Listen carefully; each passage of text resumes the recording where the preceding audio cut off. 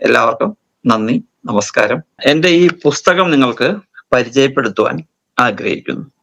ഇത് മലയാളത്തില്, ഇംഗ്ലീഷിലും ഉണ്ട്. ഇത് മലയാളത്തില് ഞാൻ എഴുതിയിട്ടുള്ള പുസ്തകം. ഇപ്പോൾ പോത്തീസ് എന്ന് പറഞ്ഞ ഒരു വെബ്സൈറ്റിൽ ഞാൻ അതിന്റെ ലിങ്ക് കൊടുത്തിട്ടുണ്ട്. ഈ പ്രിന്റഡ് ആയിട്ടുള്ള പുസ്തകം നിങ്ങൾക്ക് അവൈലബിൾ ആണ്. നിങ്ങൾക്കത് വായിക്കാം. ഇതിൽ പല കാര്യങ്ങളും ഞാൻ പറയുന്നുണ്ട്. CBT ഉപകരണങ്ങൾ, ഉത്കണ്ഠ രോഗം, പാനിക് രോഗം, വിഷാദ രോഗം, OCD എന്നിവയ്ക്ക്, കൂടാതെ നമ്മുടെ സാധാരണഗതിയിലുള്ള മാനസിക സമ്മർദ്ദം, മെന്റൽ സ്ട്രെസ് എന്ന ആംഗിളിനും നമുക്കിത് ഉപയോഗിക്കാം. ഇതിൽ എന്തൊക്കെയാണ് ഞാൻ ഉൾക്കൊള്ളിച്ചിരിക്കുന്നത് എന്നുള്ളത് വലിയൊരു സംഭവമായിട്ട് ഞാൻ കാണുന്നില്ല. അതൊരു ചെറിയ കാര്യങ്ങളാണ്. ഇതിൽ മെയിൻ ആയിട്ട് നമ്മൾ നോക്കേണ്ടത്, ഇപ്പോ നമ്മുടെ ഈ ലിസ്റ്റ് ഓഫ് കണ്ടന്റിൽ നോക്കിയാൽ നിങ്ങൾക്ക് മനസ്സിലാവും. മുഖവരയുണ്ട്. അധ്യായം 1 ആശങ്കാ സംബന്ധമായ, അതായത് മാനസിക സമ്മർദ്ദം, വിഷാദ രോഗം, ഒബ്സസീവ് കമ്പൾസീവ് ഡിസോർഡർ എന്നിവയിൽ CBT ചികിത്സ എന്താണ്, അതെങ്ങനെ സഹായിക്കുന്നു. രണ്ടാമത്തെ അദ്ദേഹത്തില് CBTയുടെ മാർഗം എന്താണത്. മൂന്നാമത് അധ്യായം 3 CBT മാനസിക സമ്മർദ്ദത്തിന്, അതാണ് സ്ട്രെസ് ഡിസോർഡർ പോലെയുള്ള കാര്യങ്ങൾ. നാലാമത് ഉത്കണ്ഠ പ്രശ്നങ്ങൾ, അതിൽ ഉത്കണ്ഠ, ആങ്സൈറ്റി ഡിസോർഡർ, അതുപോലെ social anxiety disorder, panic disorder എന്നിവയ്ക്കെല്ലാം. അധ്യായം 5 പാനിക് അറ്റാക്കുകളും പാനിക് ഡിസോർഡറും CBT ചികിത്സ. 6 ഫോബിയകൾക്കുള്ള CBT ചികിത്സ. 7 വിഷാദ രോഗത്തിനുള്ള CBT ചികിത്സാ രീതികൾ. 8 OCDക്കുള്ള CBT ചികിത്സ. 9 ആങ്സൈറ്റി, വിഷാദം ഇവയ്ക്കെല്ലാമുള്ള CBT വർക്ക്ഷീറ്റുകൾ. അതായത് ഈ പുസ്തകത്തിൽ ഉടനീളം പലതരം വർക്ക്ഷീറ്റുകളെ ഞാൻ പരിചയപ്പെടുത്തുന്നുണ്ട്. CBT അധിഷ്ഠിതമായിട്ടുള്ള വർക്ക് ഷീറ്റുകൾ ഞാൻ പരിചയപ്പെടുത്തുന്നുണ്ട്. ആ വർക്ക് ഷീറ്റുകളെല്ലാം അവൈലബിൾ ആയിട്ടുള്ളത് അവസാനത്തെ ചാപ്റ്ററിലാണ്. അത് എങ്ങനെ ഉപയോഗിക്കണം, എന്ത് രീതിയിൽ ഉപയോഗിക്കണം എല്ലാം ഞാൻ വിശദമാക്കിയിട്ടുണ്ട്. അടുത്ത ഹെഡിങ് നോക്കിക്കഴിഞ്ഞാൽ ചില തെറ്റായ ധാരണകളെ കുറിച്ച് ഞാൻ പറയുന്നുണ്ട്. ഈ CBTയെ കുറിച്ച് അറിയാൻ ആഗ്രഹിക്കുന്നവർ, ഇതിന്റെ ഫലത്തിൽ സംശയമുള്ളവർ, അങ്ങനെയുള്ളവർക്ക് ചില തെറ്റായ ധാരണകളുണ്ട്. അതാണ് ഒന്നാമത്തെ തെറ്റായ ധാരണ: മാനസികാരോഗ്യ പ്രശ്നങ്ങൾ ബലഹീനതയുടെ ലക്ഷണങ്ങളാണ് എന്നുള്ളതാണ്. അപ്പൊ മാനസികാരോഗ്യ പ്രശ്നങ്ങൾ ബലഹീനതയുടെ പ്രശ്നമല്ല. നമ്മളുടെ മനസ്സിന് എന്താ പറയാ, ഒരു കൺട്രോൾ ഇല്ലാത്ത, അല്ലെങ്കിൽ ഞാൻ മുമ്പൊക്കെ ഭയങ്കര മാനസികമായി ദൃഢതയുള്ളവനായിരുന്നു, ഇപ്പോൾ അങ്ങനെയല്ല എന്നെല്ലാം ചിന്തിക്കുന്നവർ ധാരാളമുണ്ട്. പക്ഷെ യാഥാർത്ഥ്യം അങ്ങനെയല്ല. നമ്മൾ എത്ര സ്ട്രോങ് ആയിരുന്നാലും മാനസിക സമ്മർദ്ദം വരാനുള്ള സാധ്യത വളരെയധികം കൂടുതലാണ് എന്ന് നമ്മൾ മനസ്സിലാക്കണം. കാരണം സാഹചര്യം അങ്ങനെയാണ്. സ്ട്രോങ് ആയുള്ളവർക്ക് ജീവിതത്തിലെ പല പ്രശ്നങ്ങളും ഫേസ് ചെയ്യാൻ അവർക്ക് ഇതുവരെ കഴിഞ്ഞിട്ടില്ലാത്തത് കൊണ്ടാണ് അവർ സ്ട്രോങ് ആയിരിക്കുന്നത്. എല്ലാ പ്രശ്നങ്ങളും ചെറുപ്പത്തിൽ തന്നെ വരണമെന്നില്ലല്ലോ. അപ്പോൾ ഇതുവരെ അനുഭവിക്കാത്ത പ്രശ്നങ്ങൾ വരുമ്പോഴാണല്ലോ മാനസികമായി തകർന്നു പോവുക. അപ്പൊ അനുഭവിക്കാത്ത പ്രശ്നങ്ങൾ അനുഭവിച്ച് വേണം നമ്മൾ അതിന് എക്സ്പീരിയൻസ് ആവുമ്പോഴാണ് നമുക്ക് മാനസികമായിട്ടുള്ള ധൈര്യം കൈവരുക. അപ്പോൾ എപ്പോഴാണ് എന്ത് പ്രശ്നമാണ് വരിക എന്നറിയില്ല. ഒരു വിഷയത്തിൽ സ്ട്രോങ് ആയ ആൾക്ക് അടുത്ത വിഷയത്തിൽ സ്ട്രോങ് ആവണമെന്നില്ല.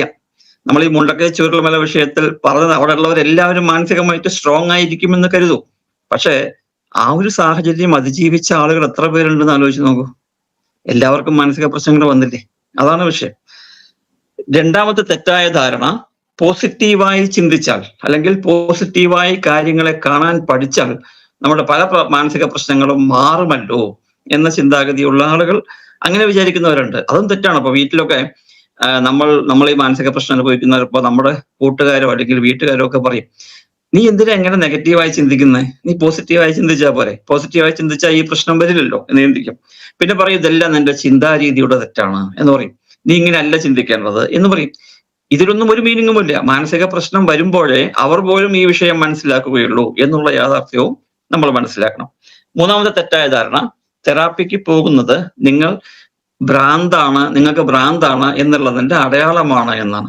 ശരിക്കും പറഞ്ഞാൽ ഒരു തെറാപ്പിക്ക് പോകുന്നത് നമുക്ക് മാനസിക സംയമനമുണ്ട് എന്നുള്ളതിന്റെ അടയാളമാണ്. നിങ്ങൾ മാനസികമായി നിങ്ങളുടെ പ്രശ്നങ്ങളെ പരിഹരിക്കാൻ ആഗ്രഹിക്കുന്നു എന്നുള്ളതിന്റെ അടയാളമാണ്. അതൊരിക്കലും ഒരു ദൗർബല്യമല്ല. ഇപ്പൊ നമുക്കൊരു പനി വന്നാൽ നമ്മൾ ഡോക്ടറെ പോയി കണ്ട് ചികിത്സ തേടുന്നത് പോലെ ഇതും ഒരു പ്രശ്നമാണ്, അസുഖമാണ്. അതിന് ചികിത്സ തേടണം. ഇപ്പൊ നമ്മൾ എന്താ പറയാ, സയൻസിൽ ഒരു സംശയം വന്നാൽ കുറെ പഠിച്ചിട്ടും മനസ്സിലായില്ലെങ്കിൽ നമ്മൾ അധ്യാപകനോട് പോയി ചോദിക്കാറില്ലേ? ഇപ്പൊ മറ്റു കുട്ടികൾ നമ്മളെ കുറിച്ച് എന്ത് വിചാരിക്കും എന്ന് ചിന്തിക്കുന്നവരുണ്ട്. അപ്പോൾ സംശയം ചോദിച്ചാലേ നമുക്ക് മറുപടി മനസ്സിലാവുള്ളൂ. ചിലപ്പോൾ വളരെ സിമ്പിൾ ആയിട്ടുള്ള മാനസിക പ്രശ്നങ്ങൾ പോലും നമ്മൾ കാണുന്നത് ചിലപ്പോൾ നമുക്ക് സ്വയം പരിഹരിക്കാൻ പറ്റാത്തൊരവസ്ഥ വരും. അങ്ങനെയാകുമ്പോൾ നമുക്ക് എക്സ്പേർട്സിനോട് ചോദിക്കുന്നത് കൊണ്ട് എന്താ ബുദ്ധിമുട്ട്? സാഹചര്യത്തിനനുസരിച്ച് നമ്മൾക്ക് എക്സ്പേർട്സിനെ കാണുന്നതിൽ ഒരു തെറ്റുമില്ല. സാഹചര്യത്തിന് ബുദ്ധിമുട്ടുണ്ടെങ്കിൽ അതിനനുസരിച്ചിട്ടുള്ള എക്സ്പേർട്സിനെ കാണുന്നതിൽ ഒരു തെറ്റുമില്ല. ഇതിനെയാണ് നമ്മൾ സ്റ്റിഗ്മ എന്ന് പറയുന്നത്. 4ാമത്തെ തെറ്റായ പോയിന്റ് ഇതിൽ എഴുതിയിരിക്കുന്നത് CBT ചെറിയ പ്രശ്നങ്ങൾക്ക് മാത്രമേ ഫലപ്രദമാവൂ എന്നുള്ളതാണ്. ഒരിക്കലുമല്ല. ഞാൻ ഈ പറഞ്ഞ 6 വിഷയങ്ങൾ, അതായത് മാനസിക സമ്മർദ്ദം, അതായത് സ്ട്രെസ് ഡിസോർഡർ എന്ന് പറയുന്നത്, ആങ്സൈറ്റി ഡിസോർഡർ, സോഷ്യൽ ആങ്സൈറ്റി അങ്ങനെയുള്ളവ, panic disorder, panic attack, CBT, depression, phobia, ഇത് 6 ഞാൻ ഇതിൽ സൂചിപ്പിച്ചിരിക്കുന്നത്.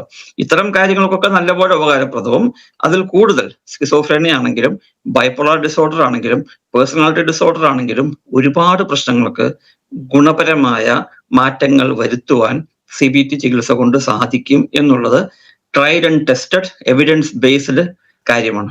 അതുകൊണ്ട് CBT എഫക്റ്റീവ് ആണ് എന്നുള്ളതിൽ ഒരു സംശയവുമില്ല. എന്റെ ചാനൽ സബ്സ്ക്രൈബ് ചെയ്യാൻ മറക്കരുത്. ബെൽ ബട്ടൺ അമർത്തുവാൻ മറക്കരുത്. നിങ്ങൾക്ക് എന്തെങ്കിലും സംശയമുണ്ടെങ്കിൽ കമന്റ് ബോക്സിൽ എഴുതിയാൽ മതി, ചോദ്യം ചോദിച്ചാൽ മതി, അതിന് ഞാൻ മറുപടി നൽകാം. പിന്നീട് തെറ്റായ ധാരണ സാധാരണ ഉത്കണ്ഠയും ഉത്കണ്ഠ രോഗവും ഒന്നാണ് എന്നാണ്. ഞാനത് എൻ്റെ എല്ലാ വീഡിയോസിലും പറയാറുണ്ട്. സാധാരണ ഉത്കണ്ഠയും ഉത്കണ്ഠ രോഗവും 2 വ്യത്യസ്ത കാര്യങ്ങളാണ്. ഉത്കണ്ഠ എല്ലാവർക്കും ഉണ്ട്, പക്ഷെ അത് നിരന്തരമായി വന്നുകൊണ്ടിരിക്കുമ്പോഴാണ് അത് ഉത്കണ്ഠ രോഗമാവുന്നത്. നമ്മുടെ ദൈനംദിന ജീവിതത്തെ ബാധിക്കുന്നത് കൊണ്ടാണ് അത് ഉത്കണ്ഠ രോഗമാവുന്നത്. ഇതെല്ലാം നമ്മൾ മനസ്സിലാക്കണം. പിന്നെ ഈ പുസ്തകം എങ്ങനെ ഉപയോഗിക്കാം എന്നുള്ളതിനെ കുറിച്ച് ഞാൻ എഴുതിയിട്ടുണ്ട്. എവിടെയാണോ അവിടെ നിന്നും തുടങ്ങുക, തിടുക്കം കാണിക്കരുത്, പതിയെ ചെയ്യേണ്ട കാര്യങ്ങൾ എപ്പോഴും പതിയെ ചെയ്യുക. പിന്നെ കാണിക്കുന്നത് സ്ഥിരമായി പരിശീലിക്കുക എന്നുള്ളതാണ്. പിന്നെ നിങ്ങൾക്ക് അനുയോജ്യമായ രീതി കണ്ടെത്തുക, സ്വയം കരുണ കാണിക്കുക. നമ്മളൊരു കാര്യം ചെയ്യാൻ അല്ലെങ്കിൽ ബുദ്ധിമുട്ടുണ്ടെങ്കിൽ അതിനർത്ഥം നമുക്കൊന്നും കഴിയില്ല എന്നല്ല. സമയമെടുത്താണെങ്കിലും നമുക്കത് കഴിയും. പിന്നെ വിദഗ്ധ സഹായം തേടേണ്ടത് എങ്ങനെയാണ് എഴുതിയിട്ടുണ്ട് കേട്ടോ.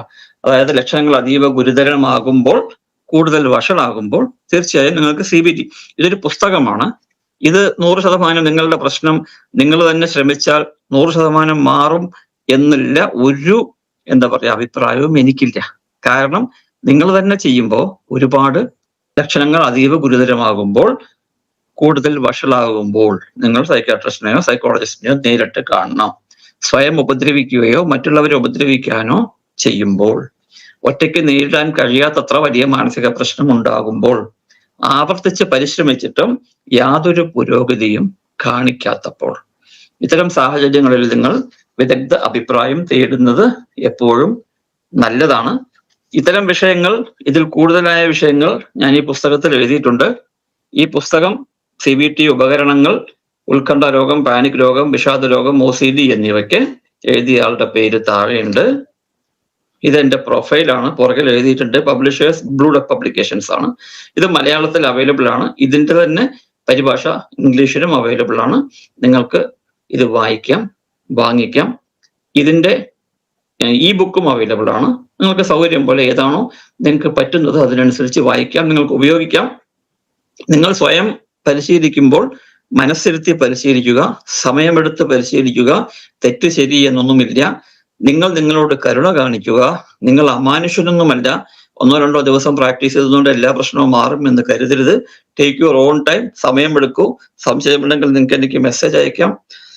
പുസ്തകത്തിനെ കുറിച്ച് നമുക്ക് സംസാരിക്കാം, ഇതിലെഴുതിയിരിക്കുന്ന രീതികളെ കുറിച്ച് സംസാരിക്കാം. CBT വളരെയധികം എഫക്റ്റീവാണ്. പല പ്രശ്നങ്ങളും മാറ്റുവാൻ CBT സഹായകരമാണ്. കൂടെ കൗൺസിലിങ്ങും തെറാപ്പിയുടെ മറ്റ് വശങ്ങളിലേക്ക് നമ്മൾ ചെന്ന് കഴിഞ്ഞാൽ ഒരുപാട് ഗുണം ചെയ്യും. ഇതിന്റെ ലിങ്ക് ഡിസ്ക്രിപ്ഷൻ ബോക്സിൽ കൊടുത്തിട്ടുണ്ട്. ബെൽ ബട്ടൺ അമർത്തുവാൻ മറക്കരുത്. നിങ്ങൾക്ക് എന്തെങ്കിലും സംശയമുണ്ടെങ്കിൽ കമന്റ് ബോക്സിൽ എഴുതിയാൽ മതി, ചോദ്യം ചോദിച്ചാൽ മതി, അതിന് ഞാൻ മറുപടി നൽകാം. എല്ലാവർക്കും നന്ദി, നമസ്കാരം. എന്റെ ചാനൽ സബ്സ്ക്രൈബ് ചെയ്യാൻ മറക്കരുത്.